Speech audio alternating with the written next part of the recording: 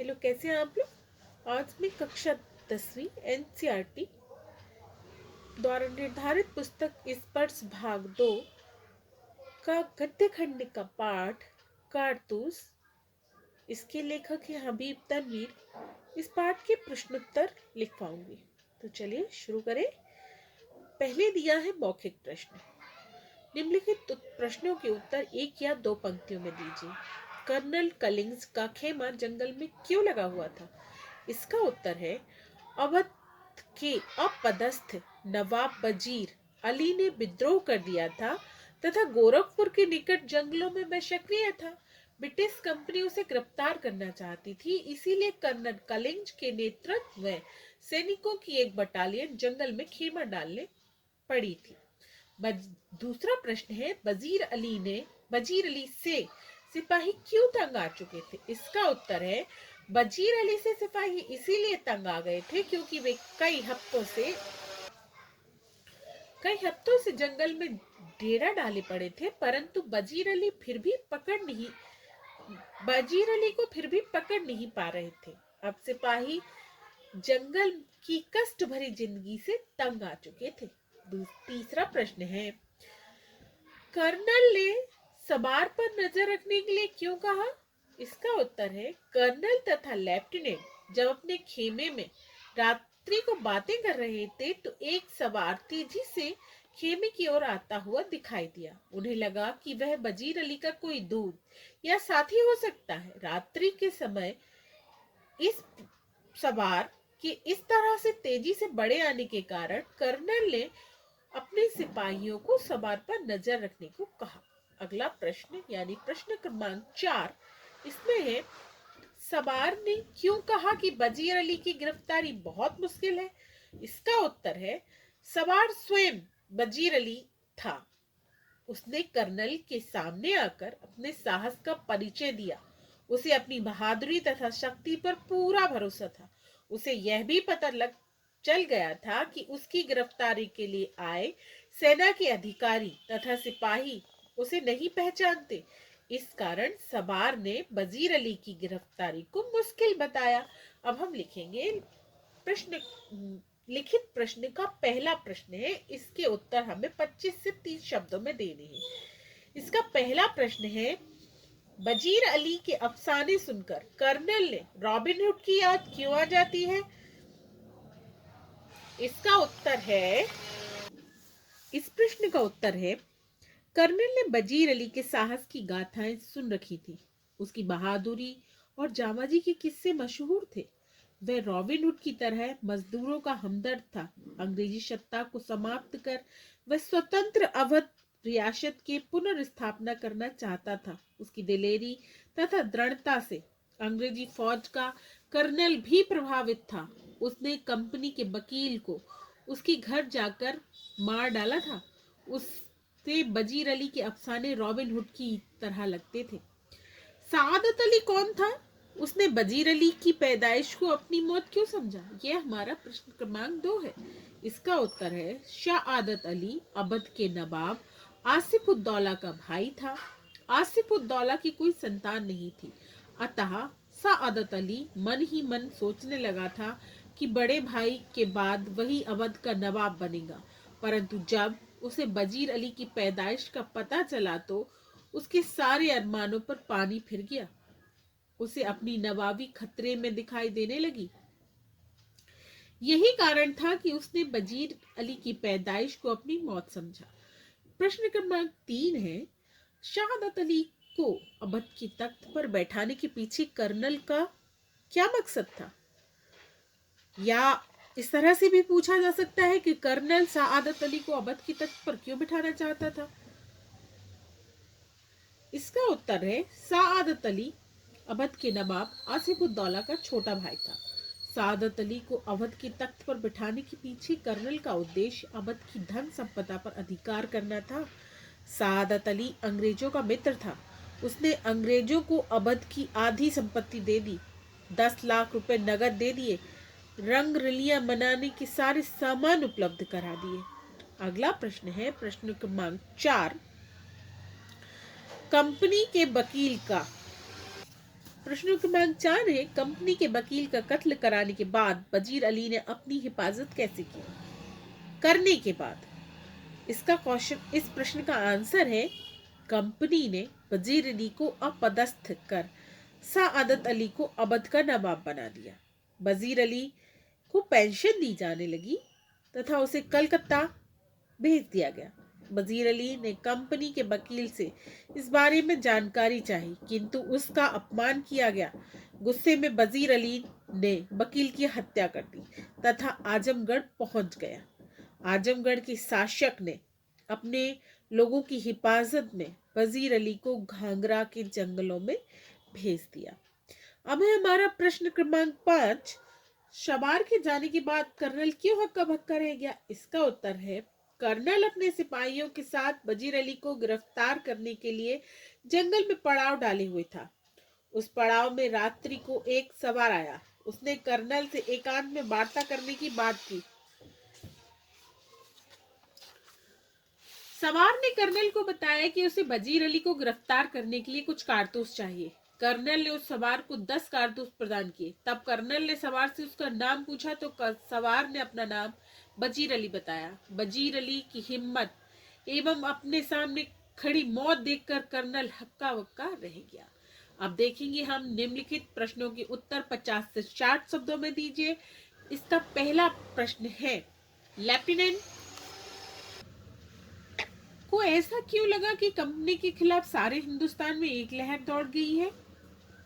Colonel तथा lieutenant Hindustan में अंग्रेजों की स्थिति पर बातें कर रहे थे। दक्षिण भारत में टीपू सुल्तान अंग्रेजों को भारत से भगाना चाहता था। बंगाल में शमसुद्दीन औला तथा अवध में वजीर अली कंपनी की सत्ता के लिए खतरा बन रहे थे। कंपनी की पूरी फौज इन विरोधियों से निपटने में कामयाब नहीं हो पा रही थी। लेफ्टिनेंट को लग रहा था सारे हिंदुस्तान में कंपनी के खिलाफ एक लहर दौड़ रही है। प्रश्न क्रमांक 2 है, वजीर अली ने कंपनी के वकील का कत्ल क्यों किया? इसका उत्तर है, वजीर अली कंपनी के वकील के पास गया जो बनारस में रहता था। उसने वकील से शिकायत की कि गवर्नर जनरल उसे बार बार कलकत्ता में क्यों तलब करता है। वकील ने वजीर अली की शिकायत पर गौर नहीं किया बल्कि उसे ही भला बुरा सुना दिया। इससे वजीर अली के स्वाभिमान को आघात पहुंचा।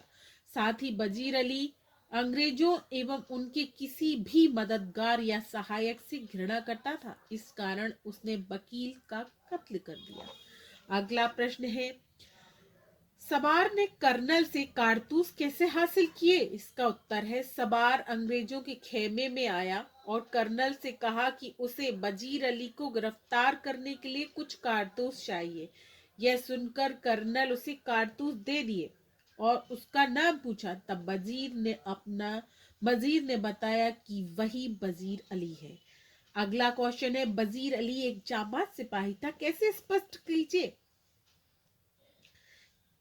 इसका उत्तर है, वजीर अली अवध का नवाब था। उसे अपदस्थ कर अंग्रेजों ने अपने समर्थक सादत अली को अवध का नवाब बना दिया। वजीर अली ने कंपनी के वकील की हत्या के बाद विद्रोह प्रारंभ कर दिया। उसने अपनी शक्ति को बढ़ाने तथा अंग्रेजों को भारत से खदेड़ने का कार्यक्रम बनाया। वजीर अली साहसी तथा दृढ़ प्रतिज्ञ व्यक्ति था। उसने अंग्रेजी खेमे में प्रवेश कर कर्नल पर अपना रौब डालकर उसे अपनी बहादुरी से स्वयं परिचित करा दिया। इससे स्पष्ट होता है कि वजीर अली वाकई एक जाबाज सिपाही था। अगला प्रश्न है गा खंड का, जिसमें लिखा है, निम्नलिखित के आशय स्पष्ट कीजिए। पहला आशय स्पष्ट करना है हमें, मुट्ठी भर आदमी और ये दमखम। उत्तर है इसका, वजीर अली स्वयं को अंग्रेजी प्रभुत्व से मुक्त रखना चाहता था। अंग्रेजों ने वजीर अली को अपदस्थ कर सादत अली को नवाब बना दिया था। इस पर वजीर अली ने विद्रोह कर दिया। बनारस में कंपनी के वकील की हत्या करने के बाद वह गोरखपुर के जंगलों में जा छिपा। वहां उसके 2-4 विश्वसनीय आदमी भी साथ थे। इन मुट्ठी भर लोगों की सहायता से वजीर अली ने पूरी ब्रिटिश फौज को परेशान कर दिया था। उसे पकड़ना इतना मुश्किल था कि कंपनी और फौज के सिपाही भी तंग आ गए थे। फौज का कर्नल वजीर अली के साहस तथा दृढ़ता से अत्यधिक प्रभावित था। उसने वजीर अली की बहादुरी को निकट से देखा था। ऐसी स्थिति में वह उसकी दमखम की प्रशंसा किए बिना नहीं रह सका तथा एकांकी कारतूस में प्रस्तुत पंक्ति कर्नल के संवाद का ही हिस्सा है। अब देखेंगे हम दूसरे में लिखा है, गर्दन तो ऐसे उड़ रही है जैसे कि पूरा काफिला चला जा रहा है। सॉरी, गर्द तो ऐसे उड़ रही है जैसे कि पूरा काफिला उड़ा जा रहा है, मगर मुझे तो एक ही सवार नजर आता है। वजीर अली, इसका उत्तर है, वजीर अली एक तूफान की भांति बहुत ही साहसी एवं शक्तिशाली सिपाही था। जब वह घोड़े पर सवार होकर अकेला चला आ रहा था तब उसके घोड़े के टापों से उड़ने वाली धूल इतनी अधिक थी कि ऐसा लग रहा था मानो सैनिकों का एक काफिला चला आ रहा हो। अब देखेंगे हम भाषा अध्ययन में लिखा है, निम्नलिखित शब्दों के पर्यायवाची लिखिए। तो इसमें जो शब्द दिए हैं, जितने भी शब्द दिए हैं, लगभग सारे ही शब्द अरबी और उर्दू भाषा के हैं। इसमें पहला शब्द दिया है खिलाफ। खिलाफ का अर्थ होता है विरुद्ध। उम्मीद का होता है आशा। कामयाब का होता है सफल। वजीफा मतलब होता है वेतन, वृद्धि, परवरिश के लिए दी जाने वाली राशि। नफरत का घृणा, इंतजार का प्रतीक्षा, पाक का पवित्र, हासिल का प्राप्त, हमला का आक्रमण और मुमकिन का संभव। अगला दिया है निम्नलिखित मुहावरों को अपने वाक्यों में प्रयोग कीजिए। तो आइए आप लोग कर लेंगे। इसमें पहला मुहावरा दिया है आंखों में धूल झोंकना। दूसरा दिया है कूट कूट कर भरना। तीसरा दिया है काम तमाम कर देना, जान बख्श देना और अक्का बक्का रह जाना। इसके बाद दिया है प्रश्न क्रमांक 3 में कारक वाक्य में संज्ञा या सर्वनाम या क्रिया के साथ संबंध बताता है। निम्नलिखित वाक्यों में कारकों को रेखांकित कर दीजिए। कारकों को पढ़ने से पहले आपको ये जानना होगा कि कारक होते क्या हैं। वैसे मैंने आपको पढ़ाया है कर्ता ने कर्म से, वो याद है ना आपको। तो हमें इनमें से यही बताना है। जितने भी दिए हैं इनमें पहला वाक्य इन्होंने दिया है जंगल की जिंदगी बड़ी खतरनाक होती है। तो जंगल और जिंदगी के बीच संबंध बताया गया है, दोनों के बीच। तो संबंध का यहाँ पर की दोनों के संबंध बताने के कारण यहाँ संबंध कारक है। दूसरे में भी जहां लिखा है कंपनी के खिलाफ, यानी कंपनी और खिलाफ के बीच संबंध बताया गया है। कंपनी और खिलाफ एक दूसरे से जुड़ गए, तो इसीलिए यहाँ पर भी संबंध कारक है। और यहाँ पर अधिकरण भी है। हिंदुस्तान में पर आने के कारण यहाँ पर अधिकरण कारक भी है। दूसरे में तीसरा दिया है वजीर को उसके पद से हटा दिया गया। तो वजीर को यानी कर्ता ने कर्म को होने के कारण यहाँ कर्म कारक भी है। और कर्ता ने कर्म को करण से द्वारा अपादान के लिए या अपादान से अलग होना याद है। जब कोई चीज किसी चीज से अलग होती है तो वहां पर अपादान कारक होता है। तो यहाँ पर इन्होंने पद से हटा दिया है, मतलब पलक से अलग कर दिया है, च्युत कर दिया है। तो इसके कारण यहाँ अपादान कारक भी है। तो वजीर को उसके यहां तक तो कर्म कारक है, पद से हटा दिया में अपादान कारक है। अगला दिया है फौज के लिए कारतूस की आवश्यकता थी। तो फौज के लिए होने के कारण संप्रदान कारक है। कारतूस की मतलब जरूरत थी। कर्ता ने कर्म को की का ये सब कर्म के ही होते हैं, तो यहाँ पर कर्म कारक भी है। लास्ट वाला जो दिया है सिपाही घोड़े पर सवार था, तो पर होने के कारण यहाँ पर अधिकरण कारक है। तो ये हो गए आपके कारक। इसके बाद इन्होंने पूछा है प्रश्न क्रमांक 4 में क्रिया का लिंग और वचन सामान्यतः कर्ता और कर्म के लिंग और वचन के अनुसार निर्धारित होते हैं। वाक्य में कर्ता और कर्म के लिंग वचन और पुरुष के अनुसार जब क्रिया के लिंग वचन आदि में परिवर्तन होता है तो उसे अनिवति कहते हैं। तो इसको आपको बताना है कि कैसे कहते हैं। तो ये दिया है पहला वाक्य इसमें दिया है घोड़े पानी पी रहे हैं, तो घोड़े ने पानी पीना जारी रखा। ये इस तरह से बदल जाएगा। क्रिया ने लिंग वचन और परिवर्तन होता है तब कर्ता तथा कर्म परसर्ग रहित होते हैं, यानी परसर्ग का प्रयोग यहाँ से हटा देना है। और अगला दिया है इन्होंने बच्चे दशहरे का मेला देखने गए, तो यहाँ पे परसर्ग का प्रयोग करते हुए लिखना है बच्चे ने दशहरे का मेला देखने के लिए प्रस्थान किया। इसी तरह से दो और दिए हैं वो आप कर लीजिएगा। निम्नलिखित में उचित विराम चिन्ह लगाइए। तो आपको ये स्वयं प्रयोग करके देखना है कि ब्राह्म चिन्हों का प्रयोग किस तरह से किया गया है।